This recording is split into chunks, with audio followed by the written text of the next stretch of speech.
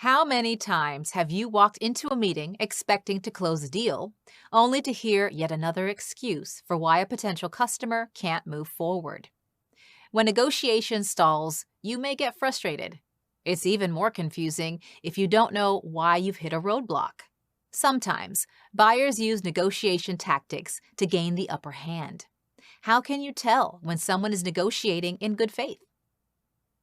To differentiate between buyers explaining a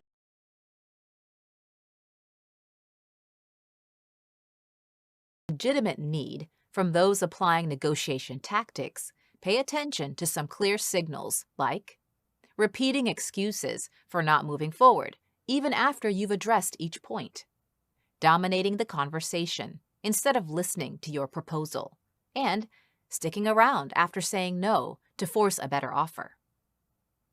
These actions can indicate that your buyer is trying to manipulate the negotiation to maximize their benefit. Let's look at some tactics they might use to accomplish this, along with ways to counter them. Here are 7 common buyer negotiation tactics. The first is blaming the boss.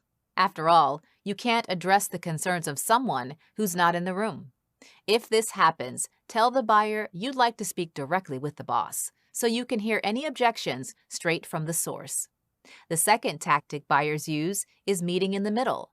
For example, the buyer might tell you their budget is lower than it actually is. So, if you meet in the middle, you may get lowballed on price. Don't let this tactic sway you. Know the value of what you're offering. And if the buyer really can't afford it, look for ways to lower the price by taking things out of the proposal, not just giving them a discount. The third common tactic is bringing up the competition. This can be effective for several reasons. Mentioning a competitor can force a salesperson to one-up their offer. For example, a buyer could say that your competitor gave them a better price. To win their business, you need to give them an even better price. But this ignores the value of your proposal. Your competitor might have a better price, but do you offer better customer service? What makes your proposal solid, regardless of your competitor? The next tactic is creating a time limit. Applying this kind of pressure can make salespeople feel that they need to ace the offer or lose the deal. If your buyer does this, don't give in to the pressure. Let them know a reasonable time frame for you to come up with a proposal. Rushing could cause you to skip important details. Next, buyers might make up one last thing to see if they can squeeze in another request at the last minute.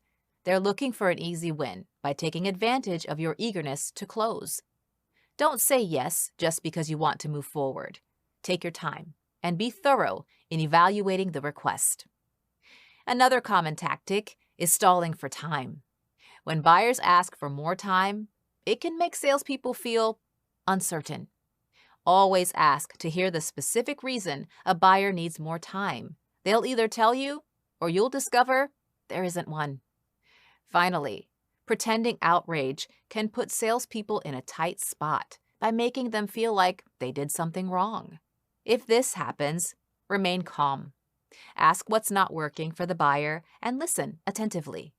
Don't go on the defensive, but if the conversation tips into bullying or intimidation, remove yourself from the situation and talk to a supervisor.